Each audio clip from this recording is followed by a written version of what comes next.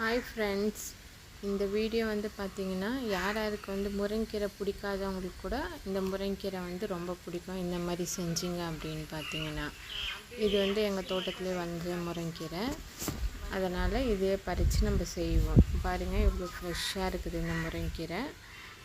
அது அம்மா தான் பறிக்கிறாங்க, பறித்து காட்டுறாங்க. இப்போ வந்து வேர்க்கடலை 2 காஞ்ச மிளகாய் வந்து நல்லா வறுத்து எடுக்கணும், நல்லா ஃப்ரை பண்ணணும். அப்போ தான் வந்து நல்லாயிருக்கும். நல்லா ஃப்ரை ஆகிடுச்சு பாருங்கள். நெக்ஸ்ட் வந்து கொஞ்சமாக தண்ணி வைக்கணும். கொஞ்சமாக தண்ணி ஒரு அரை டம்ளர் வச்சா போதும்.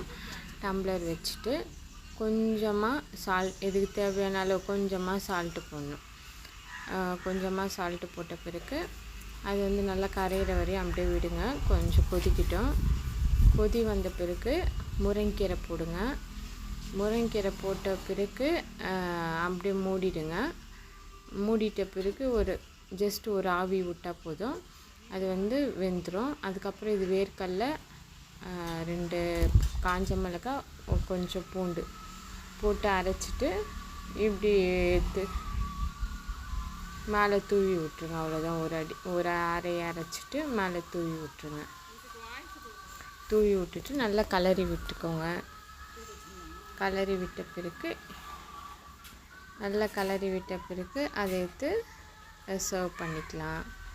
எப்படி இருக்கு முருங்கீரை ஃப்ரெண்ட்ஸ்? நல்லா இருக்கா? நல்லா இருந்தால் சொல்லுங்கள். தேங்க்யூ.